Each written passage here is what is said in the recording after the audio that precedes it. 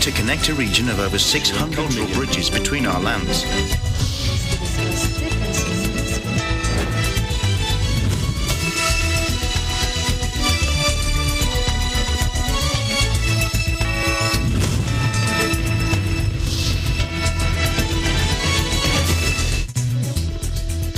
Hello and welcome to Asean in Focus. We're coming to you live from Manila in Vietnam. Hello, Charlene.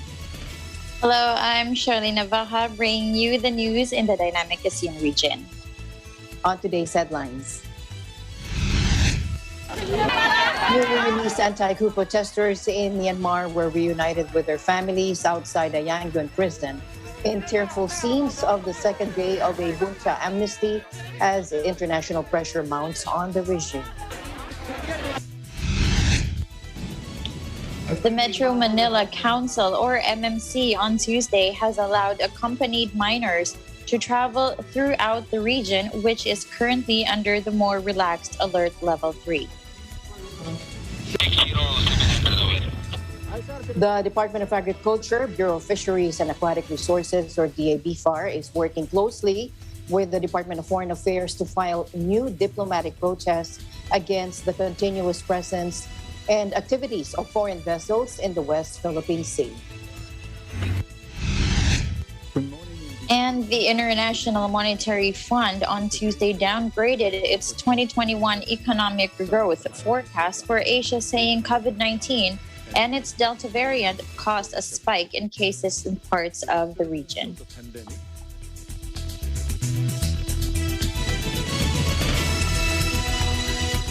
First in our news, newly released anti-coup protesters in Myanmar were reunited with their families outside a Yangon prison in tearful scenes on the second day of a junta amnesty as international pressure mounts on the regime. On Monday, the military said it would free more than 5,000 people to mark the three-day Buddhist Tanding Youth Festival, sending anxious families rushing to prisons joyful of reunions after months apart. Take a look.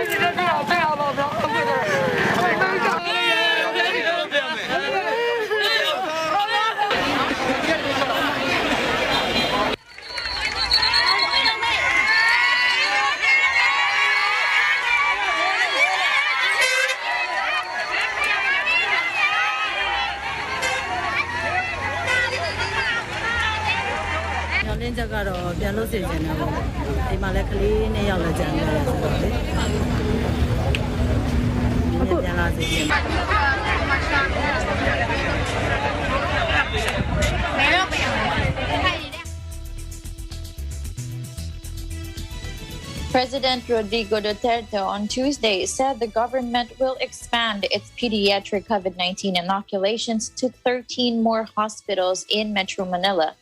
In his talk to the people, Duterte said there are presently 8 participating hospitals for the pilot run of the COVID-19 pediatric vaccinations in the National Capital Region, or NCR.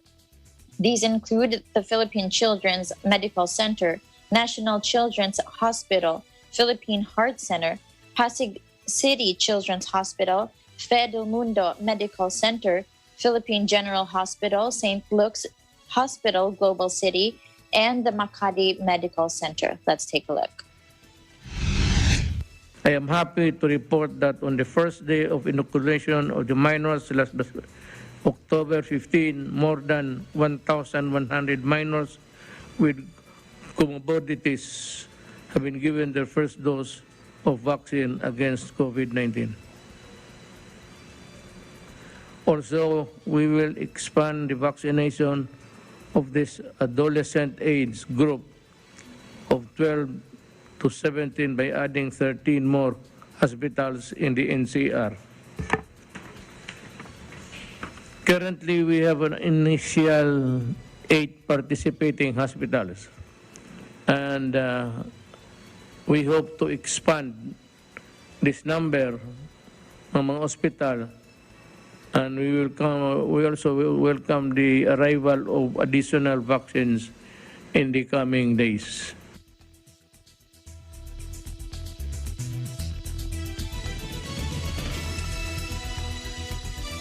Meanwhile, the Metro Manila Council, or MMC, on Tuesday has allowed accompanied minors to travel throughout the region, which is currently under the more relaxed Alert Level 3.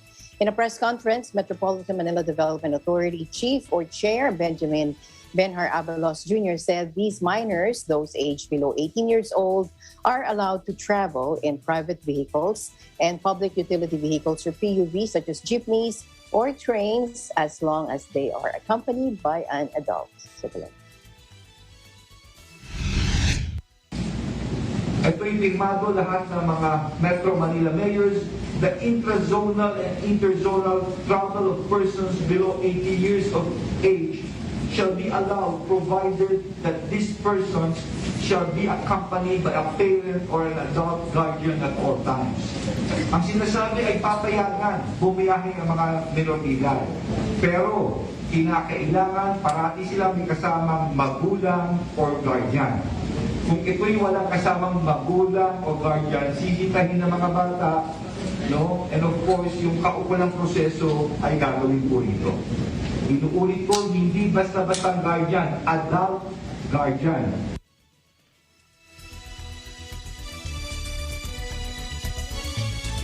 The Private Hospital Association of the Philippines Incorporated, or PAPI, reported that the number of admitted patients with moderate to critical COVID-19 symptoms in private hospitals have increased despite in the number of COVID-19 cases in Metro Manila. In the Laging Handa public briefing on Tuesday, that was October 19, PAPI President Dr. Jose Rene De Grano said the percentage of admitted moderate to critical COVID-19 patients increased from 5% to almost 15%. Let's listen in. 14 million, ngayon 24 million, so nag-add po tayo ng 10 million. Ganun din po yung ating vaccination, yung ating na-administered, only po 41 million lang po nung September 18. Ngayon po nadagdagan ng 11 million. Makikita po natin yung talagang problema dahil kasi ito, nakikita natin, ito yung tinatawag na trifecta of supply, throughput and demand. Okay. Noong dati po, Mr. President, supply po ang problema po natin. Ngayon po, ang problema po natin yung throughput. Kung paano po natin i-administer yung mga vaccine. Next slide, please. So, kung makikita po natin, noong March at saka po noong September, supply-driven po tayo, meaning ibig sabihin, dahil kakulangan po ng supply, mababa po ang throughput natin. So ngayon po, sir, ang problema sir natin na dito, itong tutok po natin ngayon. All right, we apologize for that. That's the wrong soundbite. But here's the next one. Vaccine czar Secretary Carlito Galvez Jr. on Tuesday said the government is planning to begin administering a third dose of COVID-19 vaccine for the healthcare workers and the country's vulnerable sector by November or early December. Now, the government, he said, is targeting to scale up its vaccination rollout to 1.5 million jabs a day to inoculate at least 50% of the country's target population by year-end. He also noted that supply is no longer an issue this time, considering that around 38 million COVID vaccine doses are in government warehouses. Let's listen in. 14 million, ngayon 24 million, so nag-add po tayo ng 10 million. Ganun din po yung ating vaccination, yung ating na-administered, only po 41 million lang po nung September 18. Ngayon po nadagdagan ng 11 million. Makikita po natin yung talagang problema dahil kasi ito, nakikita natin, ito yung tinatawag na trifecta of supply, throughput and demand. Okay. Noong dati po, Mr. President, supply po ang problema po natin. Ngayon po, ang problema po natin yung throughput. Kung paano po natin i-administer yung mga vaccine. Next slide, please. So, kung makikita po natin, noong March at saka po noong September, supply-driven po tayo, meaning ibig sabihin, dahil kakulangan po ng supply, mababa po ang throughput natin. So ngayon po, sir, ang problema sir natin na dito, itong sasolve po natin ngayon. Kasi ang ating, yung sinasabi nyo nga po, na marami tayong naka-stockpile na more or less 39 million na vaccine. So ina-address na po natin yung logistical challenge at the regional, provincial, and municipal deployment and administration because napansin po namin na ang deployment bago po makarating po sa vaccination site, maabot po ng more or less to 7 to 9 days. So ito po ang sinasolve po namin ni Sec Beans, Sec Duque, at saka po ni Sec Anyo, kung paano po mapabilis yung ating deployment from the national warehouse down to the administration site.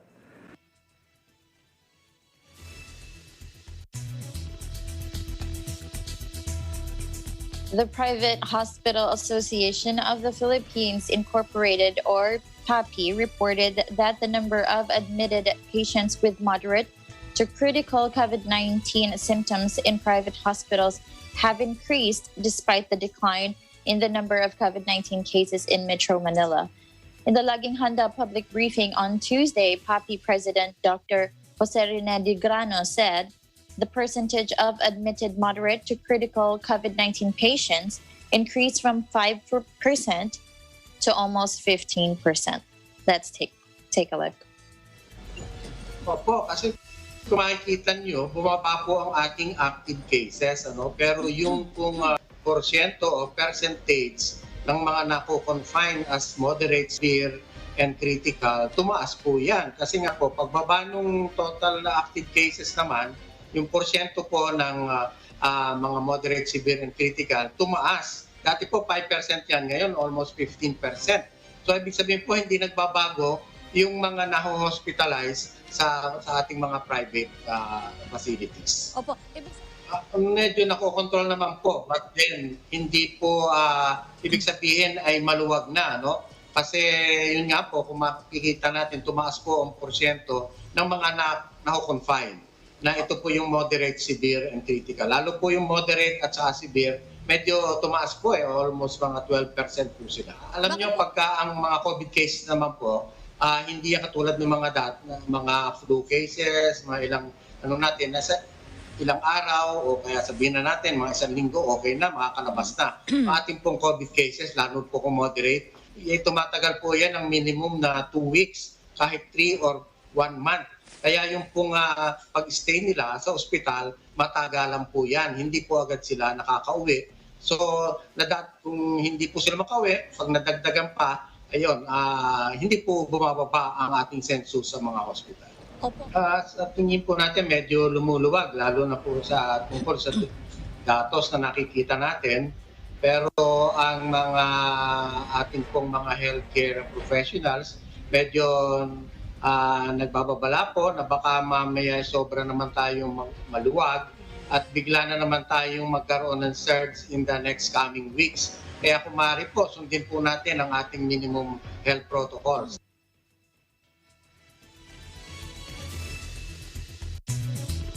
To Indonesia now, where the Bali provincial government has said it has created a guidebook for tourists on vacationing in the province amid the COVID-19 pandemic as part of preparations to welcome foreign tourists. Head of the Bali Provincial Tourism Office, Putu Astawa, said foreign tourists must conduct a 5-day self-quarantine at one of the 35 hotels designated by the government once they arrive in Bali. He said the guidebook will be handed to the tourist during the self-isolation period. He also said it compromises rules on traveling in Bali, for instance, the arrival protocols at the Igusto Ngurah Rai International Airport and the health protocols which must be implemented when traveling. Bali reopened to international flights from select countries on October 14, including China, Japan, and France, as the pandemic struck Indonesian holiday island took a step toward welcoming back tourists.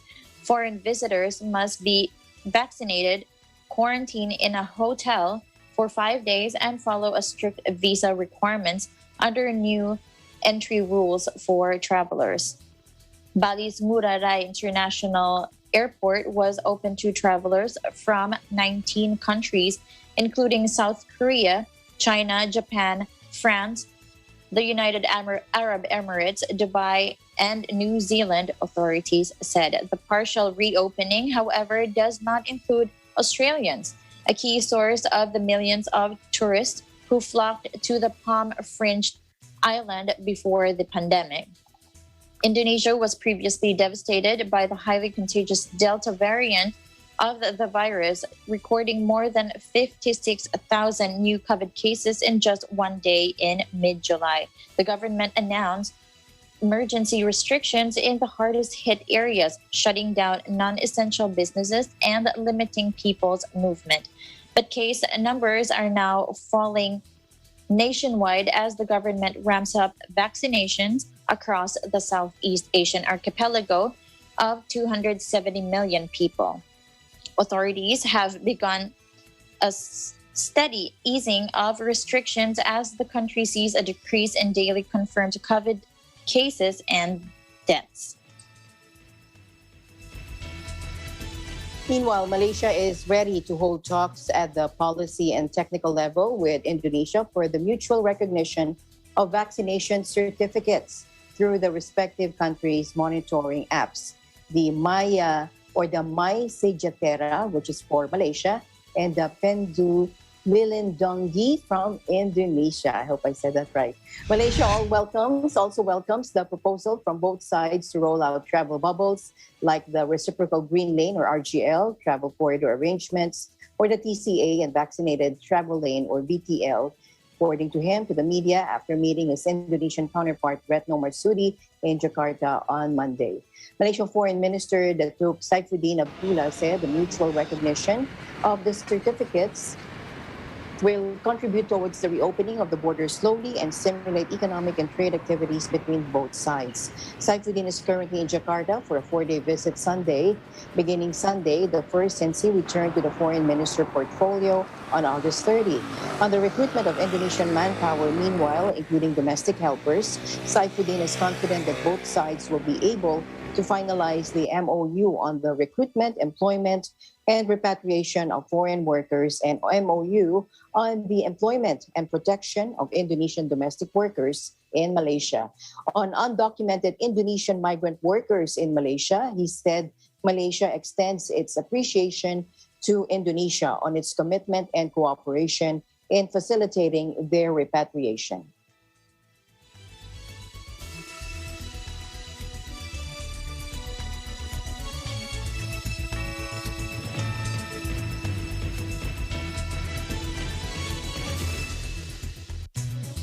Meanwhile, the Vietnamese Minister of Foreign Affairs, Vu Thanh Son, has proposed the Russian government to support the acceleration of COVID vaccine production technology transfer to Vietnam to ensure sustainability and a steady supply in the country. That and more from our EBC correspondent in Thailand. Here's Ralph Wandolph Empire. Hello, Ralph.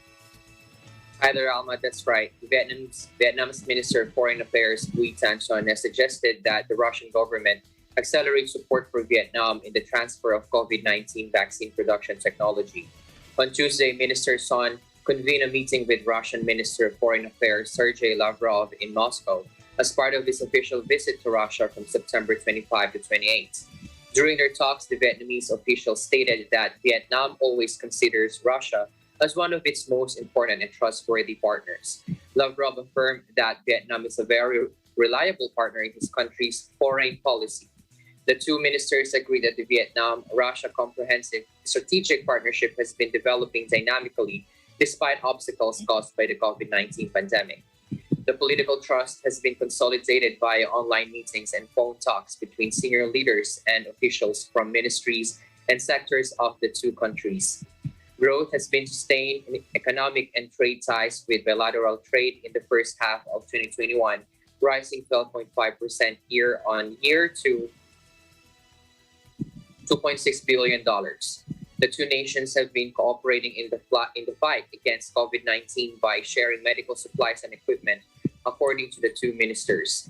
Russia has also transferred biological products to Vietnam to produce 1 million doses of Sputnik V vaccine. Minister Son suggested Russia continue providing and transferring production technology of COVID-19 vaccine and medicine to Vietnam as agreed. The two countries should further expand cooperation in medicine, space science, and management of natural resources, facilitate Vietnamese farm produce exports to the Russian market, and bolster ties and exchanges between their localities, he added. The two officials consented that both sides will keep reinforcing coordination at important multilateral organizations and forums.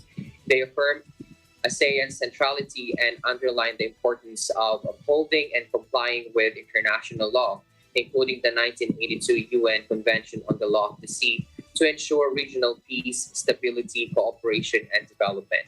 In other news, Alma, Russia and Singapore have expressed interest in resuming regular commercial flights to Vietnam to revive trade and tourism post-COVID-19. At a meeting with Minister of Transport Nguyen Van Te on Tuesday, Gennady Vezdetko, Russia's ambassador in Vietnam, proposed restarting commercial flights as soon as possible to benefit tourists, investors, and students. That's according to Zhao Tang newspaper. They agreed and hoped that the two countries could soon discuss resumption of flights from major Russian cities to economic and tourist centers such as Hanoi, Ho Chi Minh, and Da Nang. Da Nang, which is a popular tourist hub, has sought permission from the government to allow in Russian and South Korean tourists from next month. At a meeting Tuesday with the minister, Singapore's Ambassador Jaya Ratnam also hoped to quickly resume travel between the two countries, including commercial flights, and agreed to work toward recognizing each other's vaccine certificates for the purpose. Many Singaporean investors have been showing interest in the Vietnamese market in recent years, while around 12,000 Vietnamese citizens live in Singapore. The government closed the country's door to foreign tourists and canceled all international flights in March last year to contain COVID, allowing only Vietnamese repatriates and foreign experts and highly skilled workers to enter. Vietnam is planning to switch from seeking zero COVID cases to responding safely to the disease so that socioeconomic and tourism activities can resume. Back to you, Alma. Thank you very much, Ralph, for all those updates there in Vietnam. You stay safe and looking forward to more updates coming from Vietnam. Thank you, Alma. Before I go, I would like to take this opportunity to greet one of our video editors in Net25, Miss Isa Delberto Eliares. Happy birthday. I hope you have a blessed day, Miss Isa. Reporting live from Da Nang, Vietnam, I am Ralph Pandop Empire. We live in interesting times. She'll be very happy. And ASEAN in Focus will be right back. Please stay tuned.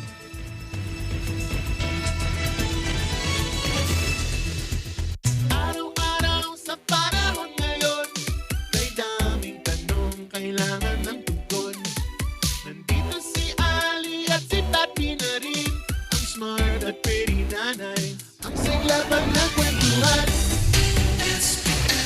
Ang sigaw ng Pinoy Nation, information, education.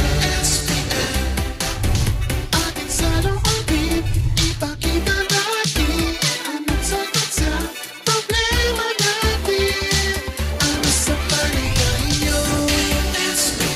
Ano sa palagay nyo? Ano sa palagay nyo?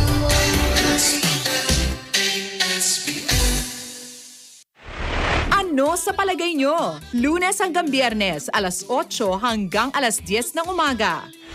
Mapapanood sa Net25 TV, Facebook page, and YouTube channel. Mapapakinggan din sa DZEC 1062 at Eagle FM 95.5.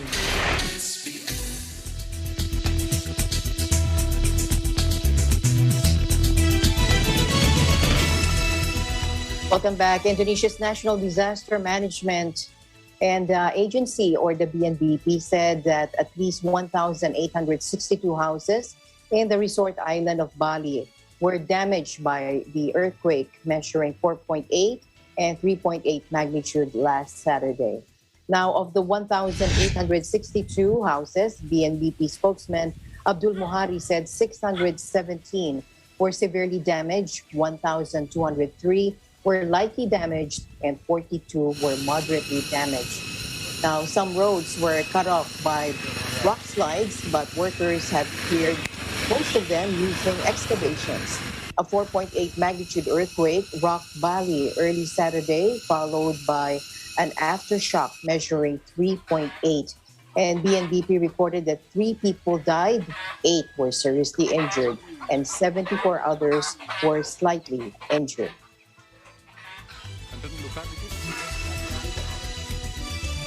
The Bangkok Metropolitan Administration, or the BMA, has warned people who live outside floodgates near the Chao Phraya River of possible floods due to rising water levels between Saturday and October 30. Bangkok Governor Aswin Kwanwang on Tuesday said the National Water Command Center and the Thai Meteorological Department, or TMD, have estimated that the water level of the river will rise by 20 centimeters to 40 centimeters due to water overflow from the Ping River. The level of the Chao Phraya River, which snakes through Bangkok after winding almost 400 kilometers from the north, is steadily rising as authorities release water from dams further upstream. There are hopes Bangkok can avoid a repeat of the catastrophic 2011 monsoon season when it experienced its worst flooding in decades. A fifth of the city was underwater and more than 500 people died. The Bangkok Metropolitan Administration says it is closely monitoring the Chao Phraya's water level and has water pumps and sandbags ready.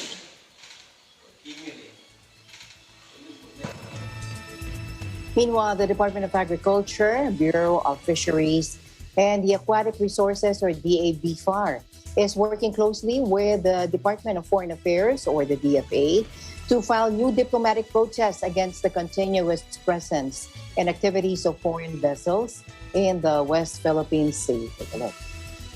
Now, in a statement, the DABFAR on Tuesday has expressed serious concern over the continuous presence of foreign vessels conducting fishing operations in the West Philippine Sea. It said that Chinese maritime militia vessels had been monitored in big numbers in the WPS, among other concerns. Now, these foreign vessels have no clearance from the Philippine government or any existing fisheries cooperation agreements with the country that allow them to conduct any fishing operations, according to the agency, adding that their fishing activities, therefore, are considered illegal, unreported, and unregulated, or IUU, fishing within the Philippine territorial waters and exclusive economic zone. Following the directive of the NTF-WPS, the DABFAR maintains the deployment of its law enforcement vessels in the West Philippine Sea.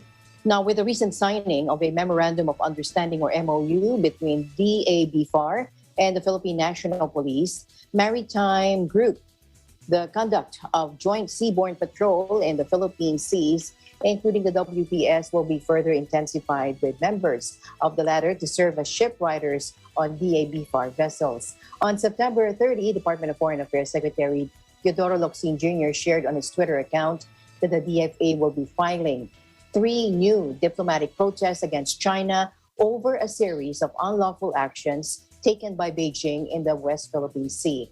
Locsin also said he wanted separate protests filed on China's radio challenges issued against Philippine maritime patrols, the unlawful restriction of Filipino fishermen from fishing in Bao de Masinloc, or Scarborough Shoal, and the continued presence of Chinese ships in the vicinity of Iroquois Reef, some 125 nautical miles off the coast of Palawan.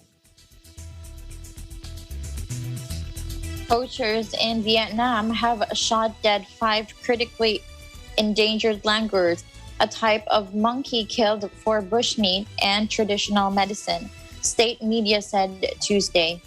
Rangers and police found the dead gray-shanked Duke langurs during a regular patrol of forest in Quang Ngai province, restricted to the forests of central Vietnam. The known global population of this type of langur is less than 1,000. According to conservation group Fauna and Flora International, or the FFI. Other conservation groups estimate their number may be higher as some habitat areas have not yet been surveyed. The primate is a regular victim of the illegal wildlife trade and is sought after for bushmeat, traditional medicine, and the pet trade. FFI says they are also threatened by deforestation. It is listed as critically endangered, the highest risk category under the Convention on International Trade in Endangered Species of Wild Fauna and Flora. In Quang Ngai, the poachers ran off, leaving behind a motorbike, bullets, and silencers, VN Express News site said in a report. Local authorities are looking into the case, it added. The gray-shanked Duke Langur is listed in Vietnam's Red Book, making it a criminal offense to kill one.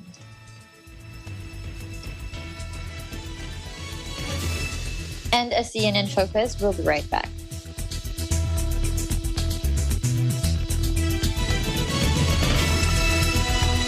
Isa ang mga kooperatiba sa mga naapektuhan ng COVID-19 crisis. Sa isang survey ng Cooperative Development Authority, nangangamba ang mga kooperatiba sa pagbaba ng kanilang kita dahil sa mahirap na transportasyon at komunikasyon. And one of the most important questions is, how can they transition to digitalization? In this episode, we will discuss the journey of one cooperative that remained resilient during the pandemic.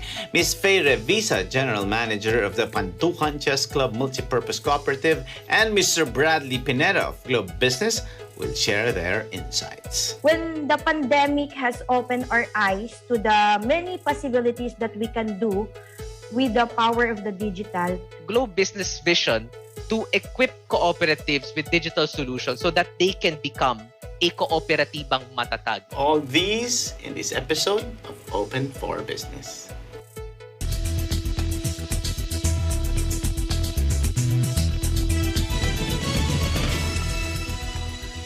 Welcome back. The Philippines has lifted its temporary import ban on Brazilian beef and cattle-derived products after Brasilia proved to Manila that the risks of importing the meat products from the Latin American country are negligible. Now, Brazil has been temporarily banned from exporting beef and cattle products to the Philippines since last month due to a confirmed outbreak of atypical bovine spongiform encephalopathy, or BSE, or commonly known as mad cow disease. The lifting of the ban came a few days after Agriculture Secretary William B. Dar said that the government has no plans yet to scrap the import ban on Brazilian beef. Dar, who signed the MO, explained that the Philippines requested for several documentary requirements from Brazil regarding the profile of its BSE-positive animals, as well as the measures it undertook to eradicate the outbreaks. Now, Dar pointed out that Brazil had proven there's satisfactory evidence that importing beef and cattle-related products from the South American country pose no risks to human and animal health. With the lifting of the ban, traders and importers may resume bringing in beef and other cattle-related products from Brazil, subject to certain conditions stipulated under MO 65. Under MO 65, importers can bring in boneless beef except meat from head, industrial sangria, and neck meat. Now, that came from cattle of all ages, devoid of any nerves and other BSE-specified risk materials. The Department of Energy, or DOE, is asking Congress to provide the government a power to intervene and address sudden and prolonged oil price increases by amending the oil deregulation law. Energy Secretary Alfonso Cusi sent a letter on October 18 to the chairman of the Senate and House Committees on Energy, Sherwin T. Gatchalian and Juan Miguel M. Arroyo, respectively, as the country faces a prolonged oil spike due to the continuing increase in the world market price. Cusi also cited several reasons for the prolonged oil price spike, noting the sudden global increase in demand and an anticipated lack of supply. According to Kuzi, the oil demand is now estimated at 103.22 million barrels a day as of October 16 this year, against a supply of 100.32 million barrels per day. He said the surge of economic activities due to the containment of COVID-19 was a result of measures adopted and implemented worldwide, including mass vaccination, control of the Delta and other variants, Europe's no lockdown policy, and China's economic boost. This led to a sudden demand in energy utilization, including the demand for oil products in the transportation sector like gasoline and diesel. Also, the DOE secretary said the stocking of petroleum products inventories as winter approaches to cover demand from October this year to March of next year, which stocking expected until February 2021. A document seen by Bloomberg shows that AirAsia Group, PHD's long-haul arm, has offered to pay creditors just 0.5% of the more than $8 billion total debt they are owed and terminate all existing contracts as it tries to restructure. Now, the low-cost airline barely flown in 19 months since the early days of the COVID-19 pandemic. Now, the carrier AirAsia told creditors it is unable to meet immediate debt and other financial commitments based on its financial position and industry outlook. Half of the 36.6 billion ringgit or $8.1 billion liability is the cost of terminating orders with Airbus SE, its largest creditor, for 78 A330neo and 30 A321neo aircraft, according to the document seen by Bloomberg.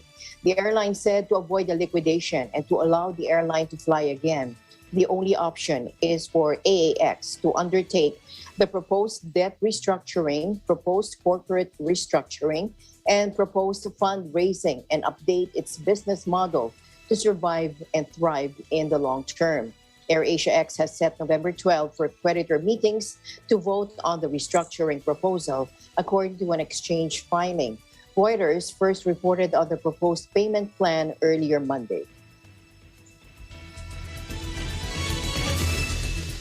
The International Monetary Fund on Tuesday downgraded its 2021 economic growth forecast for Asia, saying COVID-19 and its Delta variant caused a spike in cases in parts of the region.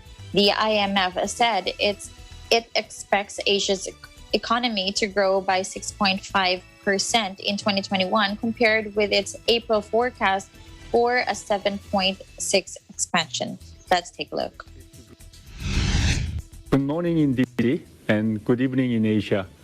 It's a great pleasure to have an opportunity to present some of the highlights of the IMF's regional economic outlook and policy recommendation for Asia Pacific. The resurgence of the pandemic amid initially low vaccination rate has slowed the recovery in the Pacific Asian region. As a result, the region's economic growth is downgraded by more than 1 percentage point compared to our April forecast to 6.5% in 2021. It is the largest downward revision compared with any other region. As vaccination rate accelerate, the region is expected to grow by 4.9% in 2022, 0.4 percentage point faster than projected in April. For 2021, with upgrades in Korea and New Zealand and downgrade in Japan and Australia. Japan's downgrade is mostly due to several extensions of state of emergency in coping with the spread of the Delta virus, while Korea's upgrade reflects stronger than expected recovery in high-tech exports. Most of the growth downgrade in the region, therefore, come from emerging market and low-income countries, led by India and ASEAN countries. India is projected to grow by 9.5% after a sharp decline in 2020. The ASEAN 5 countries, Indonesia, Malaysia, Philippines, Singapore, and Thailand, are still facing relatively severe challenges from a surge in a resurgent virus and weakness in contact-intensive sectors. At the same time, the outlook for tourism remains subdued, affecting the recovery in Cambodia, Laos PDR, and Thailand. China's story is a little bit more complicated. China is projected to grow by 8.0% in 2021, revised down from 8.4% projected in April, reflecting partly the spread of Delta virus, but significant fiscal policy tightening playing an important role too. To achieve authorities' policy goal of deleveraging, tightening in the property sector is unavoidable, but it is currently weighing on real estate investment, and there are signs of stress for some developers. There is a complementarity between containment and vaccination policies, so using them both together can help reopen economies faster. Third, there are significant positive spillover effects from neighboring countries' vaccination, suggesting the need for more vaccine sharing. No single nation can fully recover until all countries are safe. Turning to the risk around our forecast, the main risk is related to evolving pandemic dynamics. For example, the possibility of a COVID becoming an endemic and the low vaccine efficiency against new variants. Rising inflation is also posing uncertainties as higher commodity prices, supply chain bottlenecks, and rising shipping costs continue to put inflation pressures.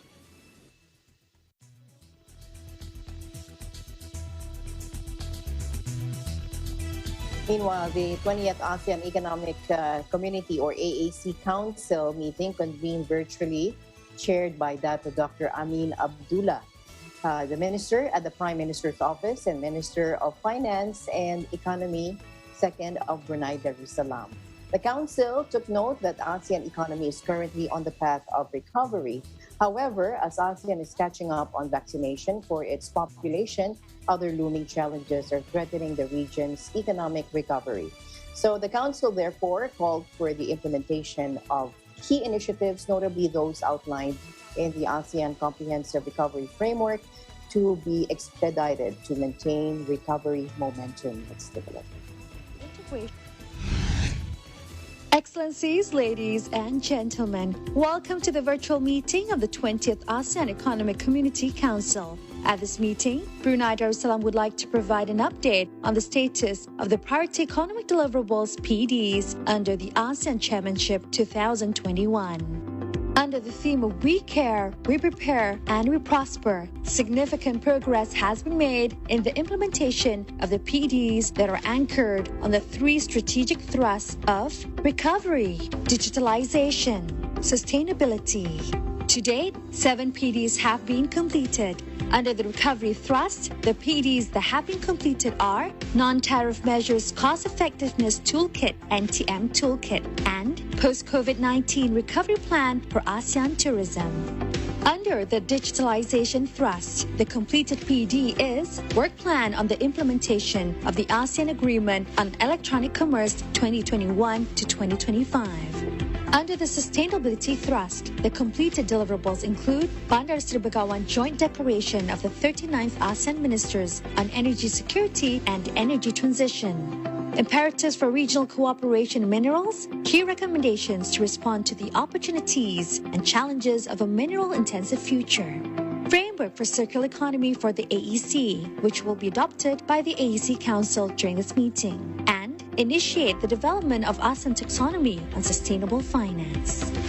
In addition to this, additional deliverables have been completed, which are the Bandar Sri Begawan Roadmap, BSBR, an ASEAN Digital Transformation Agenda to accelerate ASEAN's economic recovery and digital economy integration, which was endorsed by ASEAN economic ministers during the 53rd ASEAN Economic Ministers meeting. At this meeting, we are seeking the AECC ministers' consideration to further endorse the BSBR today. The consolidated strategy on the 4th Industrial Revolution for ASEAN, a cross-pillar priority deliverable which was recently endorsed during the 30th ASEAN Coordinating Council meeting and to be subsequently adopted by our leaders. As for the remaining PEDs are on their way towards completion by the end of this year. Excellencies, ladies and gentlemen, the full realization of these deliverables will be key towards our full and effective recovery to help the region rebound economically and build ASEAN's long-term resiliency. With the implementation of the various digital initiatives, this can further advance ASEAN's ambition towards accelerating its digital transformation and becoming a digitally enabled regional economy. These deliverables will also present an opportunity for ASEAN to take the next step in building an equitable, inclusive, and environmentally sustainable regional community. Brunei Darussalam hopes to continue close cooperation and collaboration with ASEAN member states and the ASEAN Secretariat in ensuring the steady progress and effective implementation of the PEDs.